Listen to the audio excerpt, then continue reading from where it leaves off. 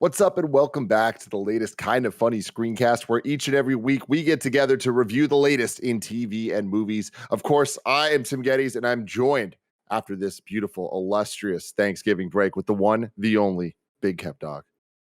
What up, guys? How you doing, Kev? Oh, pretty good, pretty good. Watched The Great season 2. Oh my god, that show is a 10 out of 10. Watch it on Hulu. Great? Oh, it's so good. What is The Great? The Great, it's about Catherine the Great. It's is mostly untrue story, or occasionally true story of Catherine the Great. Is it in the same cinematic universe as Downton Abbey? Not even a little No, bit. but it is in the same cinematic universe as Love Actually. So No, still not that. that's great. No. It's just Elle the Fanning is continuation in of it. that. She's Catherine the Great. Yeah, it's got Elle Nicholas Fanning Hoult. and Nicholas Hoult. Danielle watches it. She loves it. I watch it. They It's so swear a lot. good. They say a lot of curse words in Yeah, it. they say a It lot makes of me curse words. scared. They say the F word a lot, Tim, and I don't like the F word. No, you're scared of it. Of course, that voice you hear is Fornication God, I is don't his like F that. We have Nick Scarpino. What's going on, Tim? I'm excited to talk about Hawkeye. That's what we're talking about today, everybody. Of course, this is the 5th Disney Plus show, the 18th Disney or MCU project this year alone. Crazy stuff, but it's happening. Episodes 1 and 2 premiered last week. We watched them during the Thanksgiving break. Now we are about to review it and talk all about it here. And then we will be reacting to episode 3 on Wednesday when it comes out Tuesday night at midnight. Of course, this is Screencast. Like I said, we do the show every week, sometimes multiple times a week, including this week. And you can get it on youtube.com/kindafunny or roosterteeth.com. If you wanted to get it as a podcast, just search your favorite podcast service for Kind of Funny Screencast, and we'll be right there for you. So without further ado, I want to get right into it. Kevin Coelho, what did you think about Hawkeye? I really liked it. I thought it was a lot of fun. It goes really kooky with the tracksuit mafia people. The Dude Bros. But I love it. It had me laughing. There's something about it. Looks like a real like a movie, where it doesn't have that emptiness that I've been complaining about. Like, all the sets look really full and legit. And what's the name of the girl that plays Kate Bishop? Haley Steinfeld. Haley Steinfeld. So good. Yeah. A lot of fun. Yeah. So far, I'm really intrigued too with the story. All right. Yeah, I agree. I think Tim, if I may have the floor. You may, Nick. Of course, the floor is yours. I think the show shines a lot when it's Haley Steinfeld and Jeremy Renner. I think they're two, the caliber of actors that those two represent, coming from film. I really do think it elevates the project, and obviously Vera Farmiga coming in as well in the supporting cast. Can she do wrong? That is my question. She's so good at just looking like are you bad or are you good? Whose side are you on? We don't know. And of course, they got Linda Cardellini back as well. She's definitely bad. I don't know how many episodes she's going to be in. I assume she's just going to kind of keep calling in, being like, 1 more day, 3 more days, 4 more days till Christmas, right? Because it's that countdown. But I like the setup of this. I like that it's just about Kate Bishop kind of not realizing the gravity of wearing that costume, getting into trouble, and then Hawkeye having to go on a quick adventure to get it back, save her, and then figure out what the nefarious plan is here. It's cool. It's smaller. And that's what I think a lot of these shows should be. It's just a little one-off adventure. It's like a one-off comic book run, and I like it. I think they have great chemistry together. Yeah, I am absolutely loving it so far. I'm not surprised at that at all, because the original Hawkeye comic that this is semi-based on, MCU always does kind of loose adaptations to things, is one of my favorite comics of all time. And I think that it is doing a fantastic job of doing that MCU translation, where it's not exactly the same, but it takes the elements that really kind of matter, but adapts it with that MCU kind of wrapper, and makes everything kind of just have that little bit of polish and shine. And I think that it's a polish and shine that we haven't always consistently got with these shows, but I think that, like Kevin was saying, this is the most cinematic of them so far. I think Falcon and Winter Soldier would have definitely be the one closest to this in terms of the way that it was shot and the way that it was presented, at least. But with this, especially episodes 1 and 2, episode 1 ending leading right into episode 2, it's like, this was almost just a long movie as opposed to more episodic style content. And I wonder if the remaining episodes are going to continue that trend, or if they're going to be a little bit more kind of over and over, same type of setup where we see like the reveal at the end of episode 2. I imagine we're going to get a lot more reveals at the end of episodes going forward. But the thing I like most about it is the way that it is depicting Jeremy Renner's Hawkeye, and how the MCU Hawkeye could never be the Hawkeye from the comics because of the setup that he's had. And I think that one of the wisest decisions they've made with the MCU Hawkeye is his relationship with female characters over time. Like we saw him in Age of Ultron kind of be there for Scarlet Witch and be that mentor kind of leader character to like get her to enter the fray and become an Avenger. And then now we see him kind of like being this mentor character to Kate Bishop in a much more aggressively like one-to-one way, right? But also I just really like his family dynamics. I think that it's fun having him with the family. I think that this show does a good job of kind of utilizing our knowledge of the MCU and the timeline and all that stuff to really kind of make little moments feel that much more important. This isn't just, oh man, is he going to make it home for Christmas? This is his first Christmas in 5 years with his kids, you know, and his family. Like there's these like this subtlety to it that, you know, that most points isn't subtle, but I like that it's earned. I guess that's a better way to put it. Because I believe in him as a dad. I believe that he cares about his kids, because not only have we seen him literally do anything it takes to save his family, we're also getting these moments with him and his family now that feel like believable moments. Like there's one moment, I think in episode 2, where he's putting the kids in the car to send them to the airport. And he's like, the one rule is, you know, don't lose Nate. It's like, oh shit, where's Nate? Where's it's Nate? like, yeah, it's so fun because we all look at Jeremy Renner's Hawkeye and kind of go like, whatever. But I think that already in these 2 episodes, we're getting so much more to him. And go back to my point about the female characters, like obviously his relationship with Black Widow has been really kind of his main plot point over the last like 10 years in the movies. So it's like there's always been that, but I love his relationship with Linda Cardellini. I love that there's not the traditional like he's lying to her like, I don't know, I'll be there, but whatever. She knows exactly what's going on. She almost is like one step ahead of him of like, oh, it's those guys again. Like, damn, I guess you got to deal with this. And I like that. It's refreshing because I feel too often this same story would just be like, she's nagging him and he's like, oh, this is my one more thing I gotta do. Because remember, Hawkeye has retired at this point and come back out of retirement multiple times. So yeah, and I like as part of that, you know, part of this, the undercurrent of this whole show is him chasing him being chased by his past, right? Him sort of being haunted by what he did when he was Ronin and seeing that.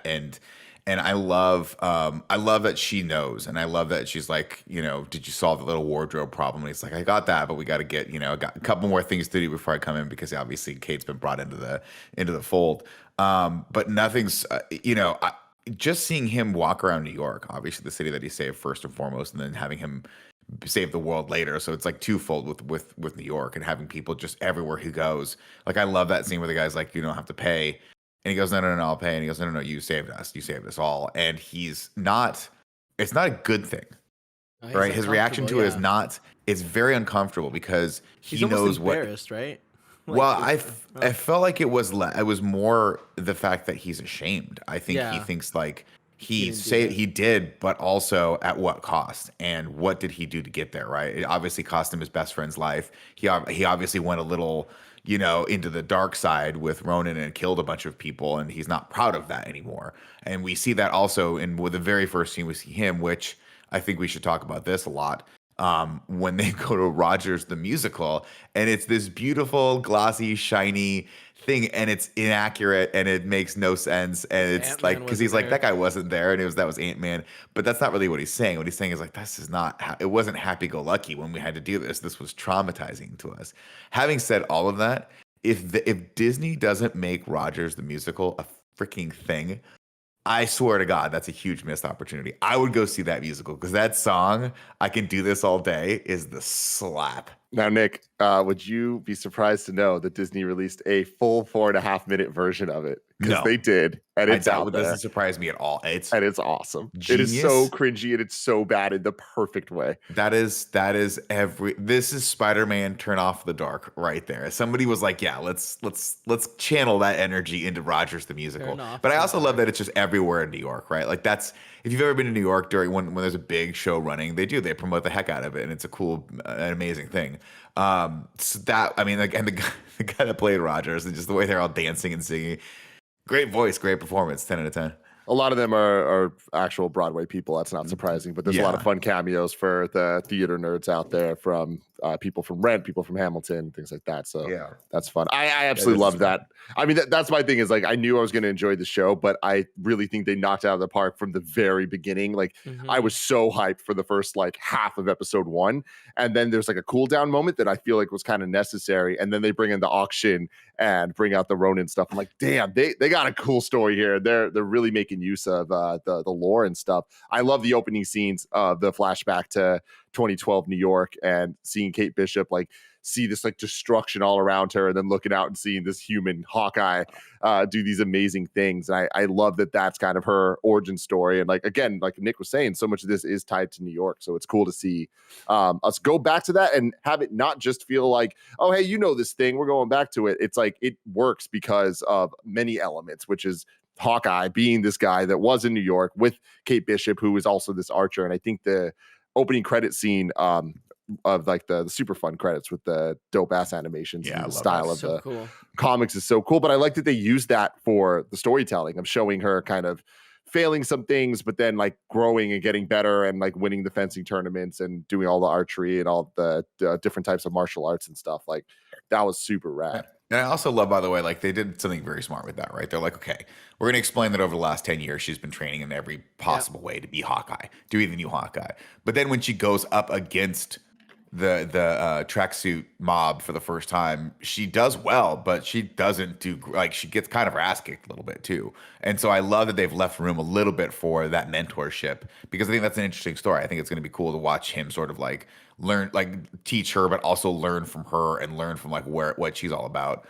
Because she's not jaded. She does have that like a little bit of hope left for wanting to protect things. This episode is brought to you by MeUndies. The end of 2021 is here, so we're all looking for the best gifts for our favorite people. Well, MeUndies has you and your bottom covered with their ultimate gift guide, so you can save time and surprise everyone with the coziest gifts ever. Of course, I absolutely love MeUndies. I have for years. I'm wearing the lounge pants and the socks and the undies right now, and I love having my entire body covered in this soft micromodal fabric. The new MeUndies holiday collection features classic plaids and sweater-inspired prints that will soon be new favorites. Their undies, loungewear, and sleepwear are made from soft, breathable, stretchy fabrics, ideal for sitting fireside with loved ones. Available in sizes extra small through 4XL, MeUndies has something for everyone. MeUndies has a great offer for you. First-time purchasers get 15% off and free shipping. Your days of fighting for your life in the mall parking lot are over. To get 15% off your first order, free shipping, and 100% satisfaction guarantee, go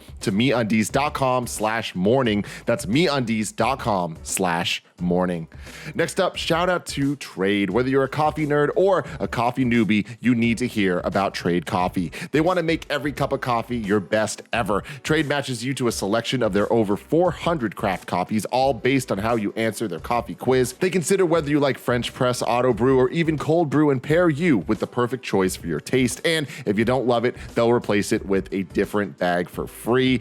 Trade's awesome. The quiz is super fun. I love that they send a bunch of fun flavors, and hey, coffee's always great, right? For our listeners right now, Trade is offering your first bag free and $5 off your bundle at checkout. To get yours, go to drinktrade.com/kindafunny and use promo code KindaFunny. Take the quiz to start your journey to the perfect cup. That's drinktrade.com/kindafunny, promo code KindaFunny for your first bag free and $5 off your bundle. And this holiday season, give the coffee lover in your life the gift of better coffee too, with their own personalized gift coffee subscription from Trade. Again, that's drinktrade.com/kindafunny, promo code KindaFunny. Next up, I want to give a shout out to Warby Parker. Warby Parker provides exceptional vision care online and in stores. And now that it's the end of the year, don't let your FSA or HSA dollars go to waste. Put them to good use on Warby Parker prescription glasses, prescription sunglasses, contact lenses, and eye exams. Glasses start at $95, including prescription lenses. And Warby Parker's contacts line Scout brings you a 90-day contact pack for only $55. G has been loving Warby Parker for years, and Blessing recently has been doing this try try at home program, which is awesome. They sent him a bunch of glasses. He's checking them out and he's really excited about it. You too can try Warby Parker's free home try on program. Order 5 pairs of glasses to try at home for free for 5 days. There's no obligation to buy. They ship free and include a prepaid return shipping label. Couldn't be easier. You can try 5 pairs of glasses at home for free at warbyparker.com/kindafunny. If you want to try the glasses, you got to go to warbyparker.com/kindafunny. And finally, shout out to Shin Megami Tensei 5. Shin Megami Tensei 5 is the newest installment of the acclaimed JRPG series developed by Atlus. You'll play as a young high school student who's granted an accursed power to save his life. He becomes a new being that's neither human nor demon, a Nahobino, and is suddenly transported from modern Tokyo to a post-apocalyptic world. You'll explore the demon-infested wasteland of an enigmatic realm that's filled with mythical deities and demonic tyrants in constant conflict for survival. If I had a nickel. Search for answers and forge your own path in a battle between light and dark, and your choices will dictate the fate of the world. Turn formidable foes into worthy allies by recruiting them via negotiations, and then fuse them to create demons customized to fit your playstyle. Shin Megami Tensei 5 has been fully rendered in 3D utilizing Unreal Engine 4, a first for the mainline Shin Megami Tensei series. You can order the deluxe and standard editions of Shin Megami Tensei 5 today on the Nintendo eShop. But having said all that, I do think there's a couple criticisms I want to throw down real quick. One is that we get a little like the auction part and the bad guys, all that stuff gets a little muddled for me. I don't love what's going on there. I'm not even quite sure what's happening, and it's not very interesting to me. And I think it's because, and this is no disrespect to the actor, but I don't love the stepdad character. I just for some reason I just feel like he's right. I don't know what they're trying to do with that, but I just feel like every time he's on screen, he's not dynamic enough, and I don't think he's written well enough to feel like there's any tension in those scenes. I feel like they're setting it up so that Vera is Vera's definitely going to be the bad guy for sure. Yeah, the top dog, and that dude is her like top henchman, right? Yes, I think that's that. But I just feel like this guy. I wish this was like Pedro Pascal. I wish this was like a slightly better or more notable actor, and I think that they wrote him kind of poorly because it's just not. It's not clear what they want us to feel when he's in these scenes, and I know he's a red herring, but still, it's like these. I kind of get bored when he's on screen. I don't know why. I can't quite place what's going on with him, but his dynamic with Vera Farmiga and Vera Farmiga's with Haley Steinfeld, I just feel like it's a little bit muddled and not the interesting point of the show for me. Really, the show really shines when it's Jeremy Renner and Haley Steinfeld. Everyone else, I feel like it's still that problem with these Disney Plus shows where they get 1 or 2 high caliber actors, but then everyone around them are just. They just can't hold scenes as well as the big dogs. So other than that, I mean, I think the show is shot well. I would disagree. I still think like it feels like a really well produced TV show. I don't feel like it's that cinematic, only because a lot of the way the stuff shot, specifically the scene where they were doing the bidding in the down in the wine cellar, that just felt really clunky. It felt like these guys come through the wall and everyone's kind of walking around. It didn't have a sense of energy or inertia. I just didn't like agree it with at all. that. When I was saying it feels more like the movies, I didn't mean in the way that it was shot as much as like the sets. They don't feel empty or like... Well, they shot on location, yeah. That was a great idea, right? Yeah. Actually shooting on the streets of New York and actually shooting in like places really adds a lot of production value for sure. Tim. Yeah, and to be clear, I want to say this as I don't. When I say cinematic, I don't mean necessarily the way it's shot. It is more just it's shot or edited like a movie. Like the edit feels more movie-like and paced that way. And on top of that, like the way that the score kind of is just ever present and it has that plucky kind of holiday score that like TV shows don't have, but movies do have. I actually think the show is not well shot. I was very surprised at how many times the camera's kind of blocked by somebody's back and not in an interesting way. Where we're trying to follow the fight choreography. I think because it was shot on location, they weren't really given the freedom to have the like just movement to be however they want. So like there's a lot of scenes that I get that they're trying to show that she's not perfect and she's not totally ready to take them down, but it kind of felt like she was struggling as an actress, not as a character. Well, as a stunt person, right? Yeah, and yeah. Like I think that's kind of a lot of it. It's a little bit of a downer. I mean, I don't think it kills the show, but I do think that they just don't have the budget to shoot these things like they would shoot Avengers, right? If you want to see a scene like this, like contrast that scene to when like Captain America fought Winter Soldier for the first time, or like anytime anyone squared off against him in that movie, where you've got 30 cuts, 10 different camera angles, crane shots, dollies, explosions happening in the background, and they just can't do that with these shows. But I think what they're doing is they're choosing instead to focus on sort of like the strengths of the actors, and Haley Steinfeld is just the most charmingly fun person to watch on screen. She's just knows what she's doing. She's got great comedic chops. She's a great dramatic actor as well. And so anytime she has that range that you would hope that your lead would have in a movie, let alone a Disney Plus show. And so that's coming through. And that alone, I just want her to hang out with Jeremy Renner, and I want to see them become the new Hawkeye. I think that's going to be that's the fun of it. Everything else, I did not like the end of the second episode where we get to the big baddie and she's listening to some sort of music and turns around, and it's another one of those weird reveals where I'm like, maybe I'm supposed to know who this person is, but this just looks like an actor I've never seen before, and it's such a letdown. Like comic book people. No, not really. I mean, this I feel is setup of like, we don't know who. I mean, I know who she is, but not from the comics. She's not in the Hawkeye comic. But it's more of a setup for. Yeah, there's a reveal. There's this baddie that's a woman. I think that was kind of the shock, is like you didn't expect it to be her out of anybody, like maybe the stepdad or somebody. But well, see, that wasn't a shock for me because just like Kevin was talking about, I expected it to be Vera Farmiga. Or that, to be the bad guy. Right, so her turning around and being just this person that we haven't seen before, I'm like, oh, that's weird. I'm like, they got to stop doing that. At least put an actor in that we know. Like, it's a cool reveal. Like, oh, I didn't know that person was doing this. Is that not Echo? It is Echo, yeah. Yeah.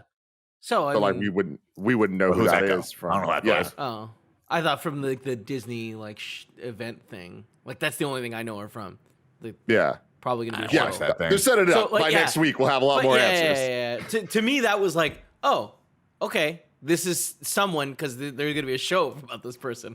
Yeah, what I like about the show right now is how the digital kind of one shots that they're committing to for all these Disney Plus shows, not all of them, but most of them. I love it. And I know that not everybody's like, people get like up in arms about it. We're like, oh, it doesn't look as good as the movies. I just love that they're committing to it. And it's this stylized thing. Like the opening shot is all one shot. And that's so freaking cool, even if a lot of it's digital. But I think it's cool. Like I think that it's the stylized thing where these are comic book TV shows. And I feel like kind of having that stylized take on them every once in a while kind of like makes it feel like its own thing, as opposed to just like trying to just be a movie all the time. Because I don't think that everything has to be that. No, and I think you can play around the format a little bit, but I liked parts of that scene. I love when she sees him. I thought that scene kind of dragged a little bit because we get this dad character that I wish was a more notable actor. And it's very weird to me. Sometimes they've done this a couple times now.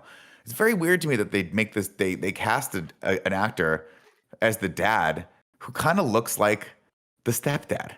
It's very weird. And it was confusing for me at first. I was like, wait a minute, that guy did the dad live and just shave a mustache and get a Spanish accent for some reason? And then I'm like, no, this is a totally new guy. But it's just weird that they obviously they have to cast these characters, but I just wish they could get a few more just cameo roles for these people that would draw me in a little bit more, because this no-name actor guy who I'm supposed to like really feel for, he's the cool dad, it just didn't work for me. But then we get to the real payoff, which is she goes up to her room and explodes, and we see that wonderful shot of Jeremy Renner like shooting the arrow as he jumps off the top of the building and swinging to safety. And I'm like, okay, that was all worth it. But the first part of this, I was like, I'm not feeling anything right now. To your point earlier about totally lost what I was saying. Sorry. Let's talk about the dog. Who's the one-eyed dog? Lucky the pizza dog, baby. I love it. I love that it's a title. I love this dog. Does this dog have superpowers? Does it know what's going on, or is it just the dog that's cool? Did it steal the watch? I think it did. I think it swallowed it. Because I feel like they did a bad job showing that. Also, if I'm hanging out with a dog and it shits a watch, I'm pretty sure I'm leaving the watch in the shit. Yeah, that shit's gonna get scooped up in a bag. It's like the key to Avengers Tower or something like that, right? Or Avengers Compound. That's what they said. That? Oh, did they? Because that was a line. Yeah, he was like, "Cool, this is the Avengers Compound watch." The guy that picked it up was like, "I found it. I found the watch that something about the Avengers Compound." I think they just got it from there. The same thing as they got the Ronin suit from the compound. Yeah, because the compound is where the Endgame final battle was. Got it. Yeah, so I don't I- know. I mean, that Could it compound's be gone could now, it, right? could It's it be destroyed. Tony's watch though? Like That's the only thing I can think of. That's the yeah. only watch we know of. I mean, that because there was turns into the his the hand. time things, but then there was the one from Iron Man 2. No, Civil War. Civil is War, what that yeah. was from. Yeah, So you think it's an Iron Man suit? maybe. I don't That'd know. be cool. That'd be I, super mean, I cool. don't think it'd be a Yeah. whole suit though, right? Unless Some Just dude. a hand. Nanotech. It could who the hell knows? be like some technology we don't know about, like the Super this nanotech. little nano suit that would like Yeah. come around. I remember what I was gonna say. Is earlier Nick was talking about some of the villain plots being a little bit kind of like and I to an extent agree. I thought the auction scene was really cool. I dug that. I really liked Haley kind of infiltrating into it and doing the whole go get Mike thing and having it backfire. I love that Yeah. Gary came through. That was great. But I do agree that there was enough characters and enough like lines of dialogue that you really needed subtitles for. Like the fight between Vera Farmiga and the dude that ends up getting killed is like really just like out there and it's just happening and everything happens really fast. And it's like you're understanding that like you're not supposed to trust people, but I feel like there's too many people not to trust. Yeah. But in typical murder mystery fashion, I watched it again and it's really satisfying. It's like once you kind of like know what's coming, like being able to look for it and listen a little more clearly, I think goes a long way for this. And I think it's gonna hopefully if they keep this up, I think that the 6-episode run when it's done is gonna tell a really cool story that like is rewarding as it continues to go on, because I'm excited to see who this character at the end is, like how she actually like relates to the story and stuff. I don't know too much about her. I know she's a deaf superhero and that's why we kind of see her like put her hand against the speaker The speaker to feel yeah it. yeah. But what's really cool, I mean, first off, Tracksuit Mafia and this is they're incredible. I love the translation from them from the comics to this. I love that they're not afraid to commit to bro. In the comics they say bro like legitimately every line, so it's like I'm like, all right, they definitely got that across in this. So ridiculous. I love it. It's so ridiculous. It sounds like when me and Snowbike Mike are playing games at night. I love that. I want to dial it back. I love that line. I think the funniest moment of comedy in this was when she was like, the guy comes up, he's like, "Who told you to work here?" She's like, "Gary." He goes, "I'm Gary. Who are you?" She goes, "Well, see, that's the problem right there, Gary. You don't even know my name." And I mean, That's she very just did a good. great job with that Yeah. line. And I lost the other line I was going to talk about, or the other moment I was going to talk about. But One of my favorite lines, comedically, was the what about surprises, where she's talking to the stepdad, and she was like, you can't know about surprises. Like, yeah, but some of them you can. I like that a lot. Oh, I remember the other thing I was going to say they have that great moment where she's like trying to figure out what his strategy is for. She's like, "Oh, you're putting me on the inside so you can protect me from yada yada yada." He goes, "No. This is the only place I can hear you because I have a hearing aid in." And she goes, "Oh, what happened?" And we get a quick smash of the 10 the years shit, of him yeah. just getting the shit kicked out of him trying to hang with the It's like, Avengers. no He way goes, to know. He's like, "Yeah, no way to know." Really, I like that Yeah. line. I like that I like that we're finding him sort of like, yeah, he's older and he's retired and he's broken. But man, him at the Ren Fair or him at the LARPing Fair, I liked. I was like, all right, this is tickling me. I liked and I thought that was funny, but is no one gonna bring up that this random fireman fucking stole like an outfit out of someone's house that was on Oh, no, fire? Well, yeah, I mean, I think you just found it, right? I mean, it's like That's a not derelict how thing. it works. That's Don't- not. Don't If forget you go into also a that burning house, you don't just find things. no, I think if you're I found a PlayStation 5 in a house that was Yeah. mostly not on fire. I think if you are called, I don't know for sure, but I think if you're a firefighter and you're just called to a house, you have free reign to pick one item out of that house that you want. I like those Jordans. I'm going to take those Jordans.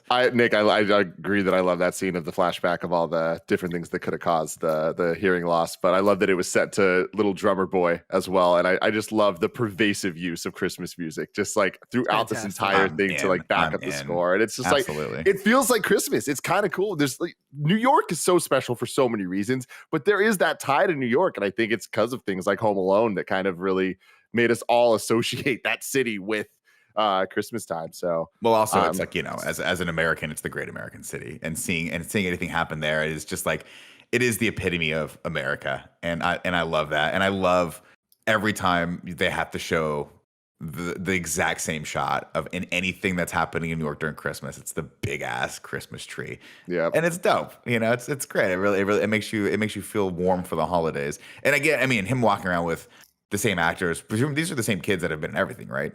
They are, yeah. So the girl is Joe Russo's daughter. Yeah. The director. So she was at the very, very beginning of Endgame, right? Where he was teaching her, and then he turns around and she's gone, and he's like, "Where's everyone?" Yeah. I mean, you can't really make up for that level of chemistry with actors, right? You can't. It's so hard to just be like, it's a pet peeve of mine. I know this is gonna drive you guys crazy, but I have a couple pet peeves. I know it's gonna be a shocker for you guys.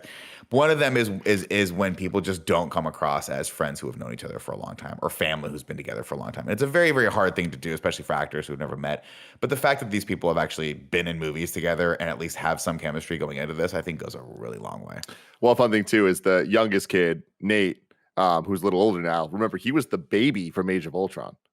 That his name's Nate because he's named after Natasha. Oh, that's awesome. And then his middle name's Pietro for Quicksilver. Who died that's cool. In that that's movie. really Yeah, cool. So that's fun. Yeah. It's just crazy that we're this far into this. Yeah, That like there's that type of references. One other reference that was there that is really truly bizarre is that clock tower, bell tower in the beginning is called Stain Tower, like Obadiah Really? Stane. Which like why would you honor him?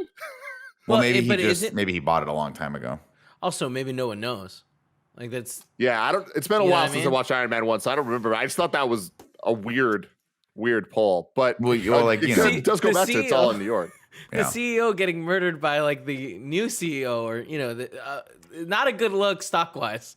Yeah, Yeah, they probably would have changed the name of that tower for sure. But it's kind of cool that, I mean, harkening back to like they're like, well, he was a huge donor or something like that, so we named the tower after him and stuff like that. I think that's kind of cool just to fill that in. And then one other thing I wrote down in terms of comedy stuff was he didn't drink the potion. What's he thinking? Yeah. It's the LARPing thing. The cling, cling, cling. Like it's So so funny. fucking stupid, but it's So so dumb. funny. It's so funny. Well, I'm extremely excited for the rest of this show. Like I said, we're going to be reviewing episode 3 in just a couple days. So stay tuned right here to youtube.com/KindaFunny. But until then, let us know in the comments below what you thought about this and leave a like, because guess what, motherfuckers? The dislike button's gone. Wow, we won, Tim. Now they can't dislike us. Now we'll hit 300,000 subscribers.